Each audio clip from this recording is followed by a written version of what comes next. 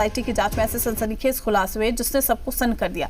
6 दिनों की ताबड़तोड़ जांच में 5000 से ज्यादा तीखे सवाल, 2000 घंटे की सीसीटीवी फुटेज की खंगालने के बाद एसआईटी ने इस पूरे खेल का पैटर्न अनलॉक कर दिया। अयोध्या में इस वक्त हड़कंप मचा है, चूंकि श्री राम जन्मभूमि तीर्थ क्षेत्र ट्रस्ट के पदाधिकारियों और संदिग्ध कर्मचारियों के जिला छोड़ने पर रोक लगा दी गई है। एसआईटी के नए खुलासे क्या हैं, आपको इस रिपोर्ट में दिखाते हैं।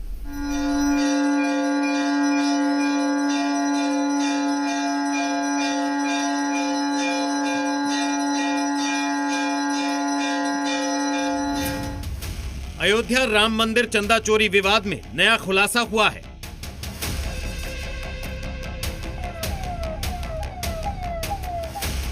एसआईटी की जांच में चंदा चोरी का एक तय पैटर्न सामने आया है।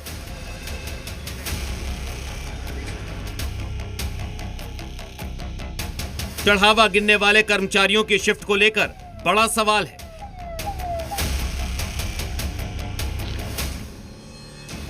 एसआईटी की जांच में चंदा चोरी का एक तय पैटर्न सामने आया है।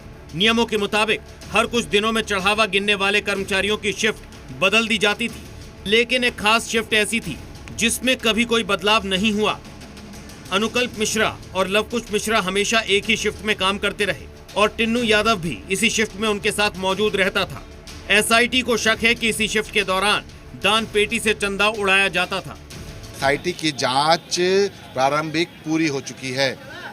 आपको बता दें कि इस दौरान एसआईटी ने अलग अलग 113 लोगों के बयान दर्ज किए हैं। 25 से 30 लोग संदिग्ध बताए जा रहे हैं।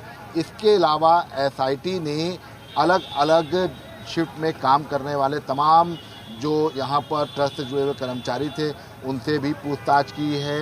इसके साथ ही साथ तीर्थ क्षेत्र ट्रस्ट के पदाधिकारियों को बिना अनुमति जिले से बाहर जाने पर रोक लगा दी गई है। जो संदिग्ध कर्मचारी थे उनके भी जो है जिला छोड़ने पर रोक लगा दी गई है। खेल सिर्फ शिफ्ट का नहीं था। चढ़ावा गिनने वाले मामूली कर्मचारियों के पास अचानक महंगी गाड़ियां और महंगे स्मार्टफोन कहां से आए? एसआईटी ने इनके फाइनेंशियल सोर्सेज की जांच पूरी कर ली है। इतना ही नहीं, एसआईटी को शिकायत मिली थी कि कई श्रद्धालुओं से दान तो लिया गया लेकिन उन्हें रसीद नहीं दी गई। इसके बाद दान काउंटर की सभी रसीदों का रिकॉर्ड एसआईटी ने अपने कब्जे में ले लिया है। एसआईटी ने अयोध्या में राम मंदिर गबन मामले को लेकर दान काउंटर्स पर जो रसीदें कटती थीं उसको भी अपने रिकॉर्ड में शामिल कर लिया है। क्योंकि कई जगहों पर यह शिकायत आई कि दान करने के बाद जो रसीदें थीं वो टिन्नू यादव ने लोगों को नहीं दी। ऐसे में ये कहा जा सकता है कि फिलहाल अब इस पूरे मामले को लेकर एसआईटी ने जो दान काउंटर्स पर जो रसीदें कटती थी ऑनलाइन और इसके साथ साथ जो नंबर दिए जाते थे उनको भी तलब किया है। एसआईटी की 6 दिनों की ताबड़तोड़ जांच पूरी हो चुकी है और जांच में जो खुलासे हुए हैं, इस दौरान एसआईटी ने 2000 घंटे के सीसीटीवी फुटेज खंगाले, 113 लोगों से पूछताछ की। इस दौरान उनसे 5000 से ज्यादा सवाल किए गए। इस पूरे मामले में सिर्फ छोटे कर्मचारी ही नहीं बल्कि रडार पर कई बड़े नाम भी हैं। मंदिर के रेडियो मेंटेनेंस ऑफिसर की भूमिका इस वक्त शक के घेरे में है। सीसीटीवी कैमरे कब बंद किए गए, क्यों बंद किए गए और किसके कहने पर बंद किए गए, इसकी जांच अब पूरी हो चुकी है। इसके अलावा श्री राम जन्मभूमि तीर्थ क्षेत्र ट्रस्ट के पदाधिकारियों और संदिग्ध कर्मियों पर शिकंजा कस दिया गया है। बिना इजाजत के किसी को भी जिला छोड़ने की अनुमति नहीं है। एसआईटी ने अपनी जांच का दायरा सिर्फ दान पेटी तक सीमित नहीं रखा है। दान के पैसों के दुरुपयोग और अनावश्यक खर्चों का पता लगाने के लिए प्राण प्रतिष्ठा से पहले और 2021 तक के पुराने जमीन खरीद के रिकॉर्ड खंगाले गए हैं।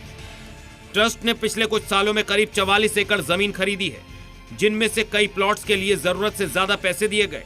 एसआईटी ने इसके पीछे की वजह जानने के लिए जमीन के पुराने मालिकों और ट्रांजैक्शन करने वाले बैंक अधिकारियों को रिकॉर्ड समेत तलब कर पूछताछ की है। एसआईटी ने जमीन से जुड़े हुए मामलों के कागजात भी तलब किए हैं। 2000 घंटे से ज्यादा के सीसीटीवी फुटेज भी रिकॉर्ड में अब एसआईटी के पास हैं।